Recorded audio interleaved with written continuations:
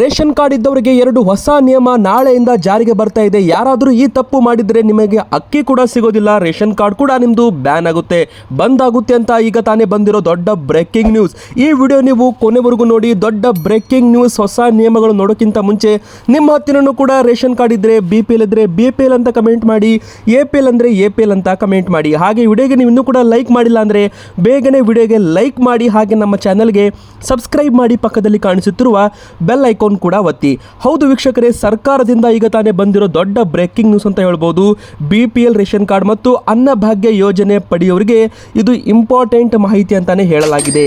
ಯಾರಾದರೂ ಈ ಒಂದು ಚಿಕ್ಕ ತಪ್ಪು ಮಾಡಿದ್ರು ಕೂಡ ನಿಮ್ಮ ಒಂದು ಕಾರ್ಡು ರದ್ದಾಗುತ್ತೆ, ಹುಷಾರಾಗಿರಿ. ಹೌದು ವೀಕ್ಷಕರೇ, ಈಗ ಸರ್ಕಾರ BPL ಕಾರ್ಡನ್ನು ಪತ್ತೆ ಹಚ್ಚೋದ್ರಲ್ಲಿ, ಅಂದರೆ ಅನರ್ಹ ಪಡಿತರ BPL ಪಡಿತರ ಚೀಟಿಗಳನ್ನು ಪತ್ತೆ ಹಚ್ಚೋದ್ರಲ್ಲಿ ಕಾರ್ಯನಿರ್ವಹಿಸಲಿದೆ ಅಂತ ಹೇಳಲಾಗಿದೆ.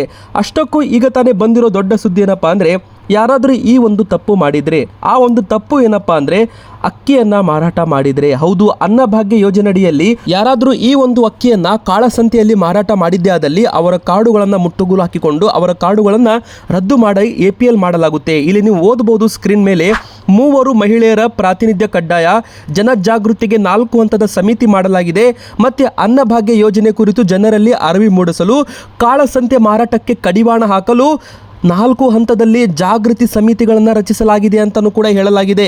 ಬೇಕಾದರೆ ನೀವು ಇನ್ನೊಂದೇ ಈ ಒಂದು ವಿಡಿಯೋ ನೋಡೋದ್ರ ಮೂಲಕ ಅದನ್ನು ಓದಬಹುದು. ಸರ್ಕಾರದಿಂದಲೇ ಈಗಾಗಲೇ ಆಹಾರ ಸಚಿವರು ಇದರ ಬಗ್ಗೆ ಮಾಹಿತಿ ಕೊಟ್ಟಿದ್ದಾರೆ. ಹೌದು ವೀಕ್ಷಕರೇ, ಅನ್ನಭಾಗ್ಯ ಯೋಜನೆ ಕುರಿತು ಜನರಲ್ಲಿ ಅರಿವು ಮೂಡಿಸಲು ಮತ್ತು ಕಾಳಸಂತೆಯಲ್ಲಿ ಈ ಒಂದು ಅಕ್ಕಿ ಮಾರಾಟಕ್ಕೆ ಕಡಿವಾಣ ಹಾಕಲು 4 ಹಂತದಲ್ಲಿ ಜಾಗೃತಿ ಸಮಿತಿಗಳನ್ನು ರಚಿಸಲಾಗಿದೆ ಅಂತಲೂ ಕೂಡ ಹೇಳಲಾಗಿದೆ. ಅಷ್ಟು ಮೀರಿ ಯಾರಾದರೂ ಈ ಒಂದು ಅಕ್ಕಿ ಮಾರಾಟ ಮಾಡಿದರೆ ಎಚ್ಚರ ಅಂತಲೇ ಹೇಳ್ಬೋದು. ಎದಕ್ಕಂದರೆ ಸರ್ಕಾರ ಅವರ ಕಾರ್ಡುಗಳನ್ನು BPL ಇದನ್ನು APL ಆಗಿ ಕನ್ವರ್ಟ್ ಮಾಡುತ್ತೆ. ಅಕ್ಕಿ ನೀವು ಮಾರಾಟ ಮಾಡ್ತೀರಾ ಅಂದರೆ ನಿಮಗೆ ಅಕ್ಕಿ ಬೇಕಾಗಿಲ್ಲ ಅಂದರೆ ನಿಮಗೆ BPL ಕಾರ್ಡು ಕೂಡ ಬೇಡಲ್ಲ.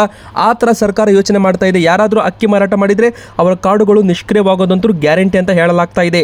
ಇನ್ನೊಂದು ಕಡೆಗೆ ಎರಡನೇ ಒಂದು ಹೊಸ ನಿಯಮ ಏನಪ್ಪ ಅಂದರೆ, ಈ KYC ಮಾಡಿಸಲು ಜುಲೈ 15ರವರೆಗೂ ಮತ್ತೊಮ್ಮೆ ಸಮಯ ಅವಕಾಶ ಸಿಕ್ಕಿರುವಂಥದ್ದು.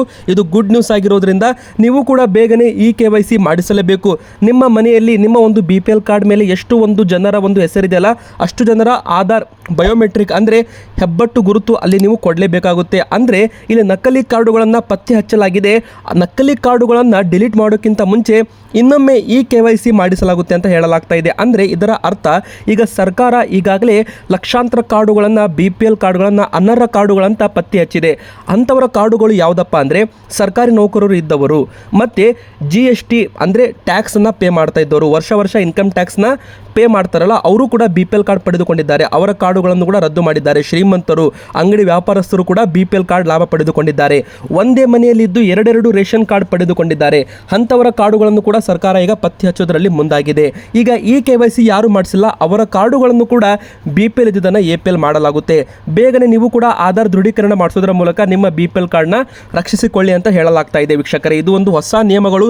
BPL ಕಾರ್ಡ್ ಇದ್ದವರಿಗೆ ವಿಡಿಯೋನ ಬೇಗನೆ ಶೇರ್ ಮಾಡ್ತಾ ವಿಡಿಯೋಗೆ ಲೈಕ್ ಮಾಡಿ. ನಿಮ್ಮ ಹತ್ರನೂ ಕೂಡ ರೇಷನ್ ಕಾರ್ಡ್ ಇದ್ದರೆ ಹಾಗೆ ನಮ್ಮ ಚಾನಲ್ಗೆ ಸಬ್ಸ್ಕ್ರೈಬ್ ಮಾಡಿ. ಇದೇ ರೀತಿ ರೇಷನ್ ಕಾರ್ಡ್ನ ಹೊಸ ನಿಯಮಗಳು, ರೂಲ್ಸ್ಗಳ ಬಗ್ಗೆ ಮಾಹಿತಿ ನಿಮಗೆ ಸಿಗ್ತಾ ಇರುತ್ತೆ. ಚಾನಲ್ಗೆ ಸಬ್ಸ್ಕ್ರೈಬ್ ಮಾಡಿ, ಪಕ್ಕದಲ್ಲಿ ಕಾಣಿಸೋ ಬೆಲ್ ಐಕಾನ್ ಒತ್ತಿ.